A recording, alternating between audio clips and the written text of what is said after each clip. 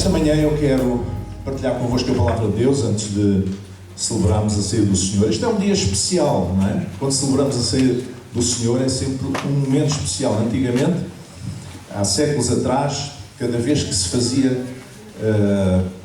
cada domingo em que havia uma celebração, celebrava-se a ceia do Senhor. Depois um dia Calvino pensou assim, isto começa a ser muito vulgar. E começa as pessoas, quando a coisa começa a ser muito repetitiva, muito vulgar, as pessoas começam a deixar de atribuir um significado importante realmente, como deve ter a ceia do Senhor. Então passou a ser mais periódico. E nós costumamos fazer uma vez por mês, no domingo de Páscoa, enfim. Em algumas outras ocasiões é livre, a Bíblia não diz quando é que deve ser feito, por isso nós somos livres nesse sentido. E hoje quero falar sobre nós estarmos a caminho. Nós estamos a caminho. Nós, cristãos, estamos a caminho. E eu quero ler em Provérbios um texto dos que eu mais gosto na Bíblia, desde sempre, e que é muito conhecido, em Provérbios, capítulo 4, versículos 18 e 19, e diz assim: a vereda dos justos é como a luz da aurora, que vai brilhando mais e mais, até ser dia perfeito.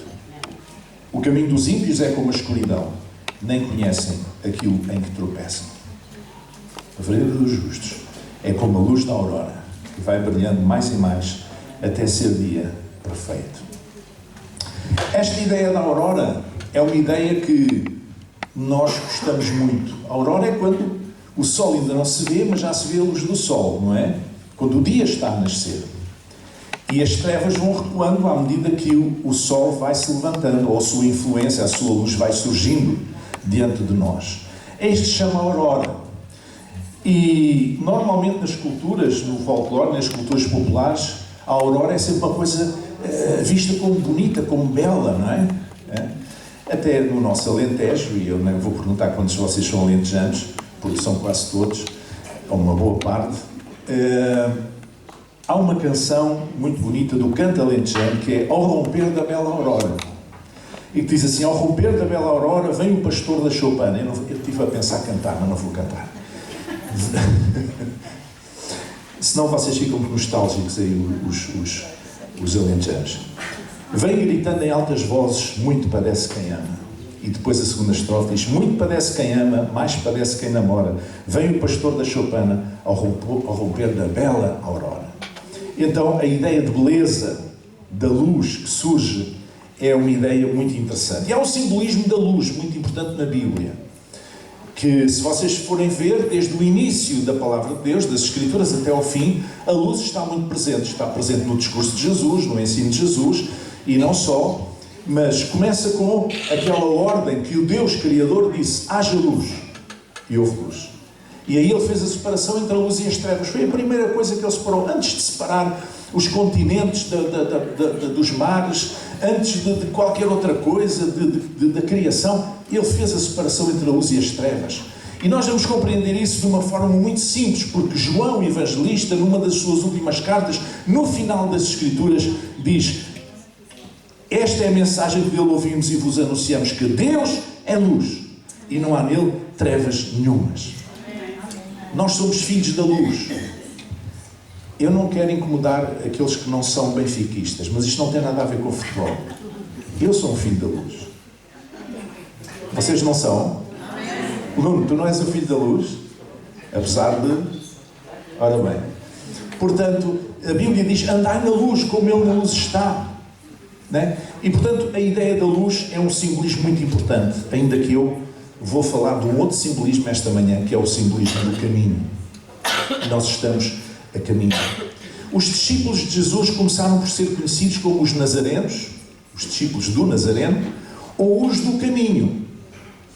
O movimento de Jesus, que surgiu logo na segunda metade do primeiro século, implicava o quê? Implicava, como a palavra diz, implicava movimento, implicava ação, implicava estar a caminho. E vejam que Jesus nunca assentou arraiais. A Bíblia diz que ele não tinha onde reclinar a sua cabeça. Amém? Não tinha onde reclinar a sua cabeça. Durante aqueles 3 anos e meio do seu ministério, Jesus andou sempre a percorrer as terras da Galileia. Não sei se faria da mesma maneira hoje, porque hoje nós temos internet, temos televisão, temos uma série de meios de comunicação que naquela altura não havia. As pessoas tinham que pôr os pés a caminho e ir a algum lugar. Então isto dá-nos a dimensão da importância do caminho, do trajeto. Então podemos dizer que a vida cristã não é um lugar, é um caminho. Amém? Não é um lugar onde você está, é um caminho que você está a percorrer. É um caminho. A vida cristã não é um destino, a vida cristã é a estrada. Amém? É a estrada. Nós estamos a caminhar. E Paulo dizia aos Filipenses, não que já tenha alcançado a eternidade, ou que seja perfeito, mas prossigo para alcançar aquilo para o que também fui preso por Jesus Cristo. Irmãos, quanto a mim não julgo que o haja alcançado, mas uma coisa faço, e é que esquecendo das coisas que atrás ficam e avançando para as que estão diante de mim, prossigo para o alvo, pelo prémio da soberana vocação de Deus em Cristo Jesus. Então, a vida cristã é um caminho. Não é? E é sobre esse caminho que eu quero falar esta manhã. O caminho do homem e da mulher de fé implica algumas coisas. A primeira delas é não viver agarrado ao passado. É a primeira coisa. Se você quer caminhar com Cristo, não pode estar a olhar para o passado. Não pode estar a olhar para trás. Não pode fazer como uma mulher de Ló. Não pode ter o seu coração lá atrás. Você tem que ter o seu coração consigo naquele momento, no presente, e olhar com os seus olhos de fé para o futuro. Não pode viver agarrado ao passado, esquecendo das coisas que atrás ficam, diz o apóstolo Paulo aos Filipenses. Mas já desde os tempos antigos, Deus dizia a Israel pela boca do profeta Isaías: não vos lembreis das coisas passadas, nem considereis as antigas. Eis que faço uma coisa nova, agora sairá à luz. Porventura não o percebeis? Eis que porém um caminho no deserto e rios no ermo. Um dos problemas do antigo Israel foi que eles olharam para trás e lembraram-se que tinham comida boa no Egito. Esqueceram-se também que tinham...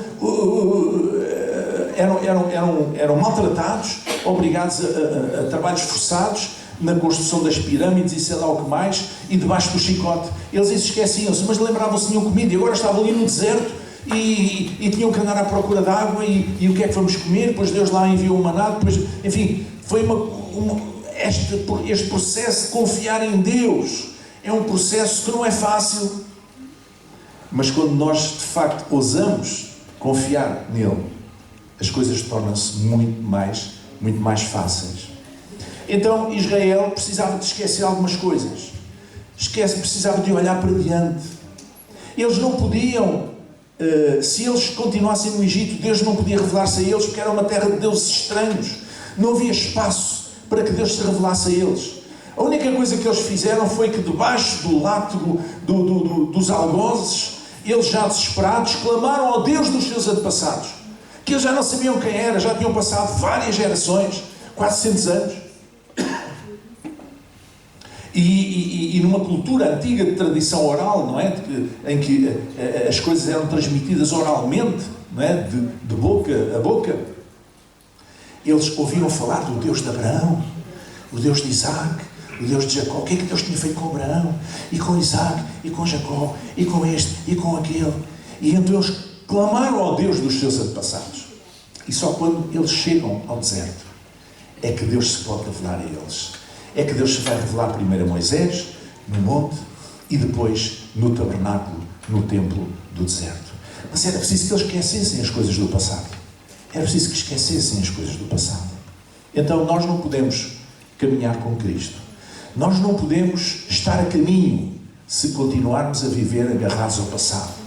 Às coisas negativas do passado, obviamente. Porque as boas lembranças, não incomodam ninguém. Mas há pessoas que estão incomodadas e presas na sua vida espiritual e até emocional e mental por coisas que se passaram negativas no passado.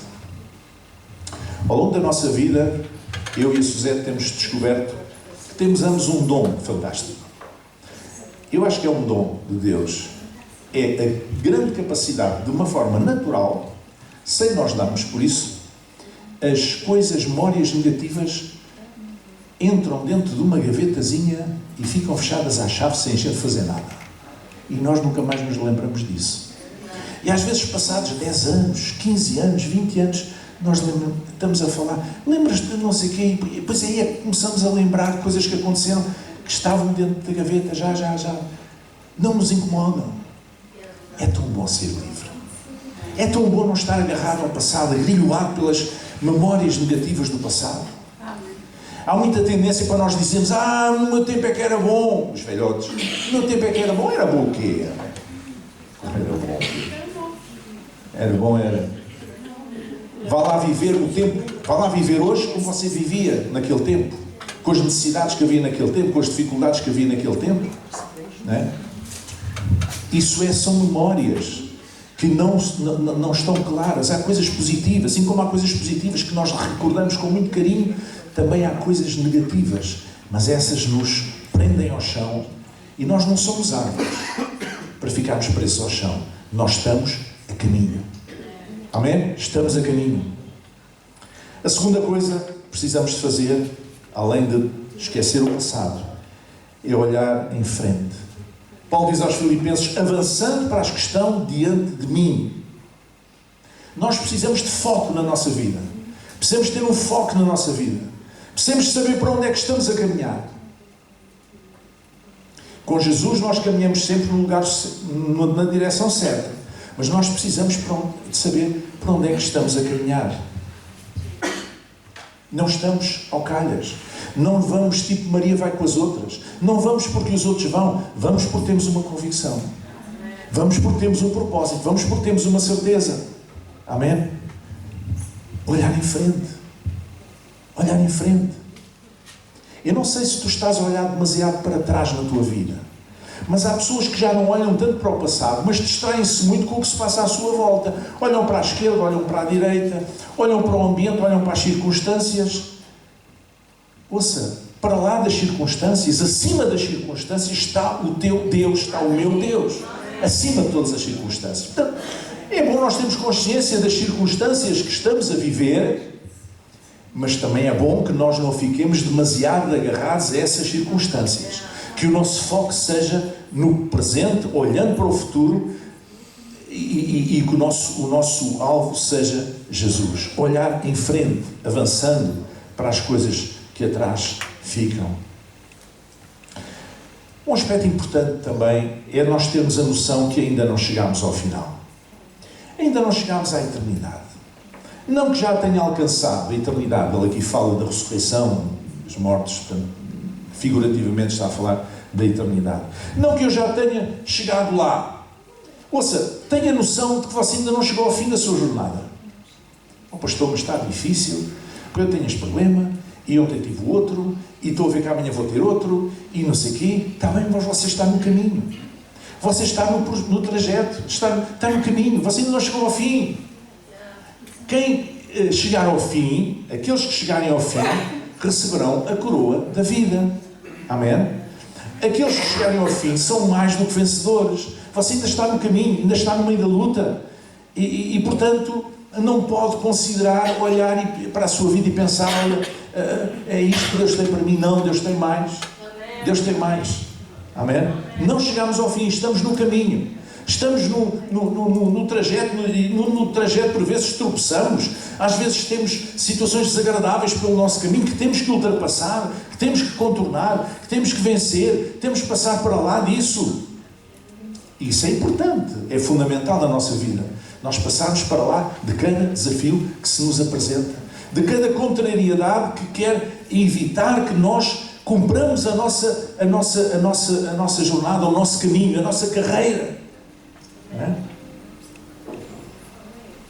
E também é importante termos a consciência que nós de facto não somos perfeitos. Não que já tenha alcançado a eternidade, diz Paulo aos Filipenses, ou que seja perfeito. Ele sabia que não era perfeito. Paulo não era perfeito. Pedro não era perfeito. Pedro era profundamente imperfeito, aliás. Tirando Jesus, ninguém era perfeito. Você não é perfeito, eu não sou perfeito, ninguém é perfeito. Há umas semanas falámos aqui, em um sermão que chamei como construir uma família perfeita. Mas foi uma provocação para depois chegar à conclusão que não há famílias perfeitas.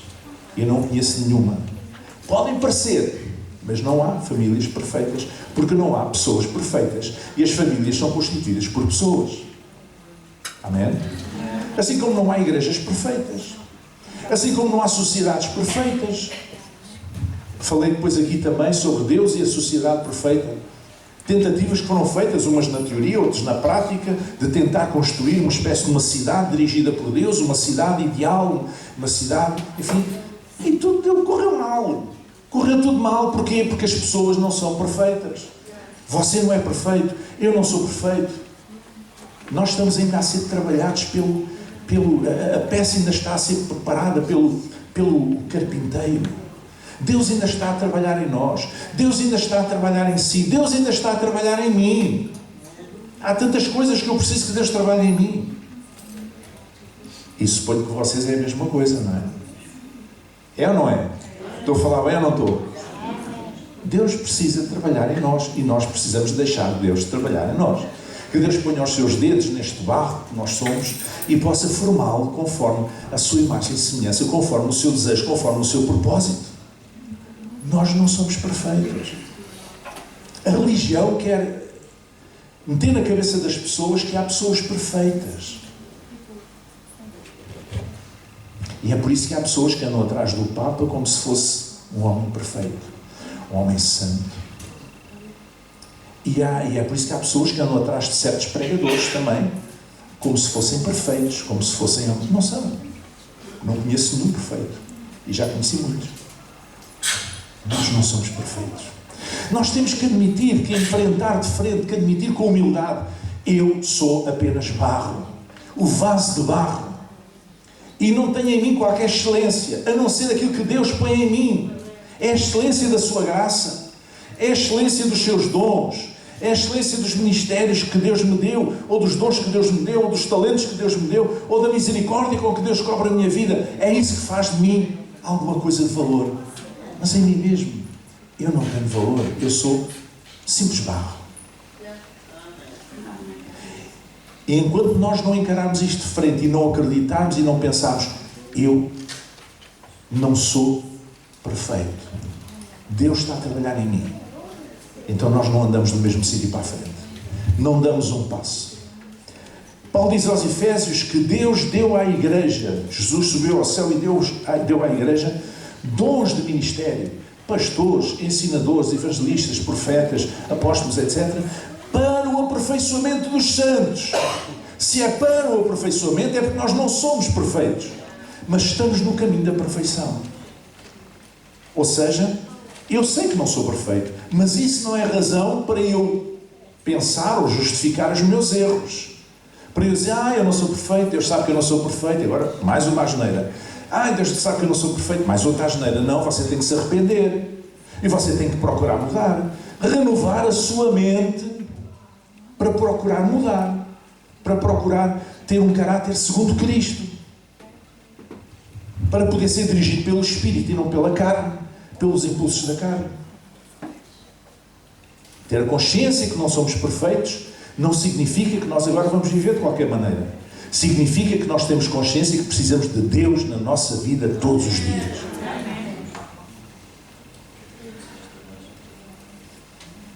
Também é muito importante compreender, nesta nossa caminhada, que a revelação de Deus é sempre progressiva. Deus não se revela assim, de uma vez. Nós não iríamos aguentar. Não iríamos suportar. Não iríamos. Deus é tão inefável, tão glorioso, tão elevado, tão supremo, tão... Não há palavras para o dizer. Não há palavras para o descrever. E por isso, Ele não pode revelar-se a nós de uma maneira perfeitamente completa, total, porque nós não iríamos aguentar, não tínhamos estrutura para conseguir apreender toda a sua glória, toda a sua graça. Nem olhos viram, nem ouvidos ouviram, nem jamais desceu ao coração humano o que Deus tem preparado para aqueles que o amam. A revelação de Deus é progressiva. A vereda dos justos é como a luz da aurora, que vai brilhando mais e mais, até ser dia perfeito. Quanto mais nós caminhamos, mais clara é a luz que nós temos. Quanto mais nós caminhamos, mais clara fica a luz que nós temos. Quem já caminhou no campo, da noite para o dia, no nascer do dia, primeiro trevas, escuridão, depois quando começa a aurora a nascer, começa a haver uns raiozinhos de luz, começamos a ver um bocadinho, ainda vemos muitas sombras, ainda vemos muitas vezes, não vemos nitidamente, mas depois ainda nem se vê o sol, depois a luz começa a subir mais, e já começamos a ver um pouco melhor, depois já se vê o sol no horizonte, já começamos a ter luz, até que ao meio-dia, o dia perfeito, há um mínimo de sombras e há um máximo de luz. Quanto mais nós caminhamos com Cristo, mais clara é a luz que temos. A revelação é progressiva. Você não sabe tudo. Você não sabe nada. Você sabe muito pouco. Nós vemos isso na palavra de Deus. A revelação de Deus foi progressiva. No Antigo Testamento, Deus revelou-se de uma determinada maneira, em função das culturas da época, em função da mentalidade da época. E por isso é que ele instituiu os sacrifícios de animais, porque era uma coisa que havia, que era normal na religião popular inicial, nas religiões primitivas. Mas para se revelar como Deus único e verdadeiro. Mas depois o tempo foi passando, e Deus foi-se revelando, depois falou pelos profetas, e depois veio João Batista, e depois Jesus veio ser, digamos, a expressa imagem da pessoa do Pai, revelar quem Deus era realmente. Para que os homens vissem Deus, não é aquele Deus vingativo, o Senhor dos exércitos, o Senhor que mata, que não sei quê, como os nossos antepassados pensavam. Deus está aqui refletido na pessoa de Jesus. Deus está refletido no Sermão do Monte. Deus está refletido nas bem-aventuranças. Deus está refletido naquilo que Jesus fez e naquilo que Jesus disse. A revelação foi progressiva ao longo dos tempos. Também quando nós vimos à fé, nós não sabemos nada de Deus, das coisas de Deus. Podemos saber muito de religião, podemos até ter lá a Bíblia em casa e conhecer muito da Bíblia, mas não temos revelação. Não temos luz de Deus. E aos poucos, à medida que caminhamos com Cristo e quando nós estamos integrados numa comunidade de fé e nós ouvimos os testemunhos deste irmão, daquele irmão, a pregação da palavra, a fé vem por ouvir e ouvir a palavra de Deus, e Deus vai se revelando a nós. Mas mesmo que nós andemos na igreja há 50 anos, ou há 60, ou há 70, ou 80, ainda falta-nos aprender tanto sobre Deus, sobre quem Deus é. Olha, irmãos, eu vou-vos dizer, eu comecei a frequentar a igreja com 4 anos. A minha família converteu-se nessa altura numa grande igreja em Lisboa, e eu comecei a ir à escola dominical e acompanhava os meus pais aos cultos, etc. E até mais tarde, até os meus 20 anos, etc., até já ser casado e pai e tudo, eu fui criando determinados conceitos, porque eu tinha uma determinada revelação de Deus, das coisas espirituais. Mas hoje, eu tenho uma revelação diferente daquilo que tinha nessa altura. E os irmãos perguntam, mas pastor, então, mas mudou de doutrina? Não mudei de doutrina, não é de doutrina que eu estou a falar. Eu estou a falar da revelação de Deus, de quem Deus é. Uma coisa é você saber uma doutrina que os homens sistematizaram, outra coisa é você ter uma comunhão com Deus, uma relação com Deus, uma relação íntima com Deus, pessoal com Deus, saber quem Deus é. Não por aquilo que dizem, mas porque você experienciou. Eu hoje tenho uma revelação diferente. E se calhar, se viver mais uns aninhos, se calhar ainda vou ter ainda vai mudar. Porque só os burros é que não mudam, não é? Como diz o povo. A palavra de Deus não muda. Deus não muda. Mas nós mudamos todos os dias. Amém? Você já teve 20 anos, já teve 30 anos, já teve 10 anos, já teve 1 ano. E agora tem a idade que eu não sei. Mas também não quer saber. E nós mudamos. As crianças pequenas têm uma certa mentalidade, têm um certo conhecimento das coisas, limitado. Mas depois, à medida que crescem, vão amadurecendo. E pela vida fora vão amadurecendo. E vão vendo as coisas mais claras. Vão discernindo melhor as coisas. Porquê? Porque elas estão a crescer. E se você crescer em Deus, na comunhão com Deus, na fé e na palavra, você vai crescer também na revelação. Essa revelação vai ser cada vez mais clara na sua vida. Amém, irmãos? Vale a pena nós estarmos atentos quando Deus fala connosco.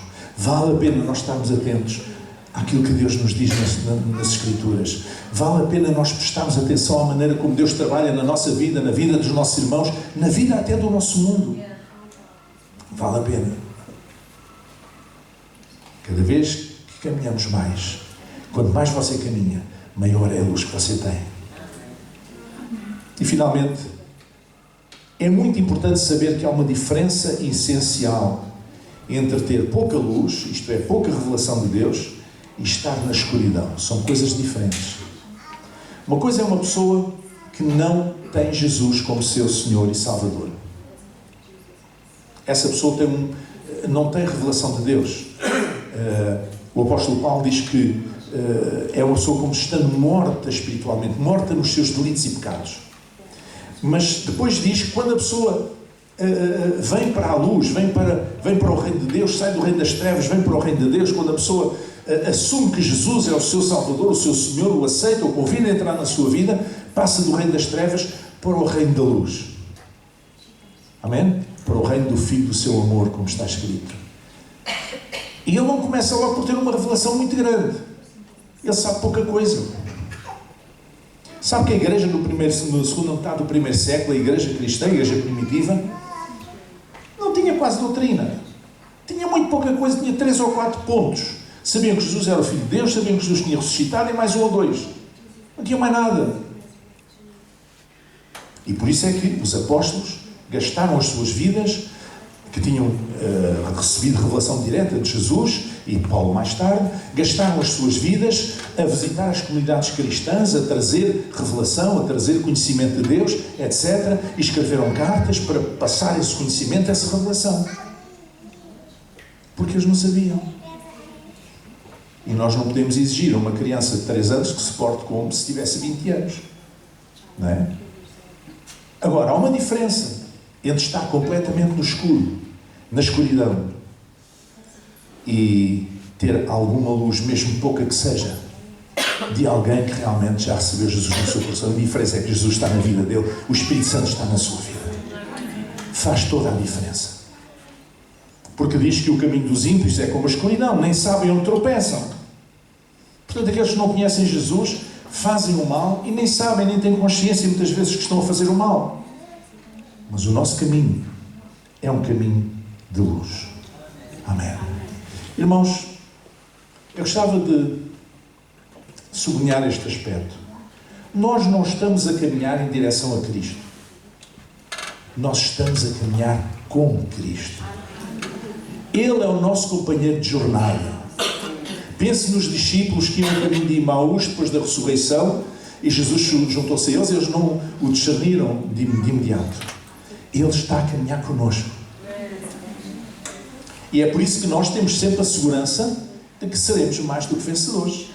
Porque Ele não nos larga a mão. Nós é que podemos querer largar a mão dEle, mas Ele a nós não nos larga. Ele não se vai embora.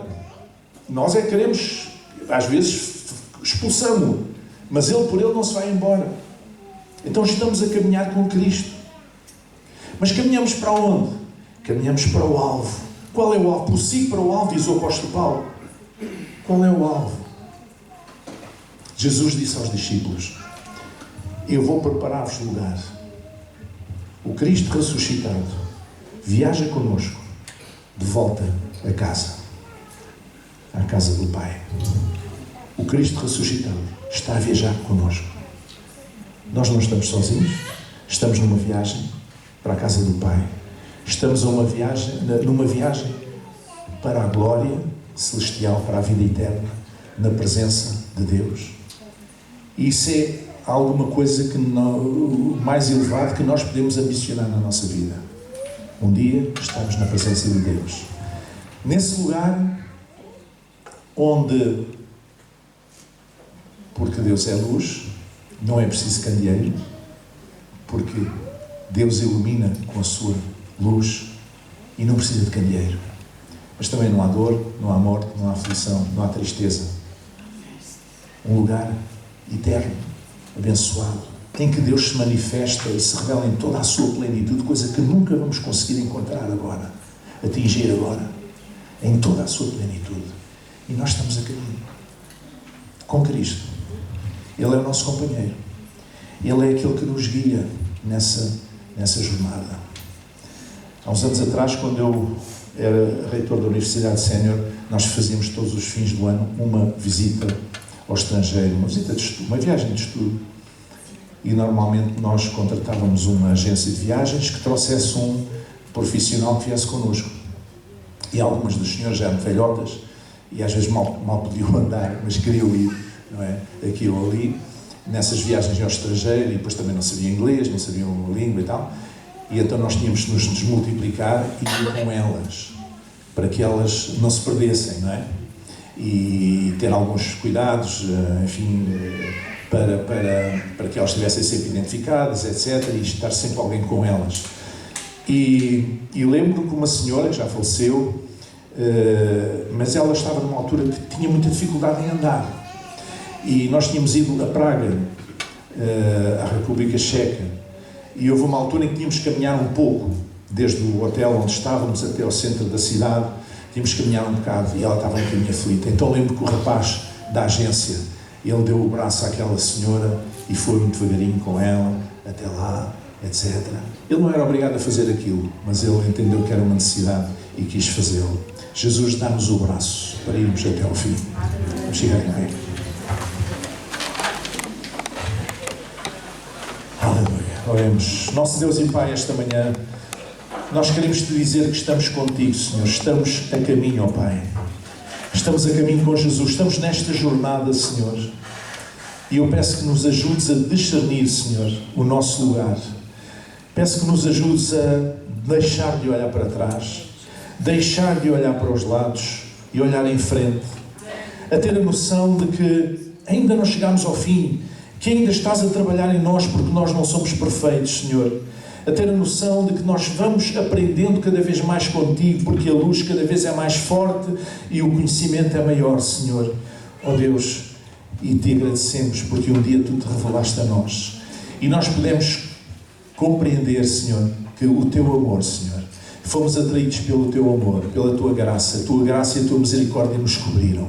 Ajuda-nos agora, Senhor, não apenas a fazer esta jornada, a fazer este caminho, mas a ajudar aqueles que têm mais dificuldade em caminhar, Senhor, e a desafiar outros para fazer este caminho, Senhor, em direção à glória, para que todos possamos chegar ao fim e possamos ter contato contigo, ó Pai, conhecer-te na tua plenitude, da tua graça, da tua misericórdia, da tua glória, Senhor, e possamos fazer parte daquele número de remidos, Senhor, que vai estar cantando glórias e honra ao Cordeiro de Deus. Em nome de Jesus, que assim seja. Amém. Amém.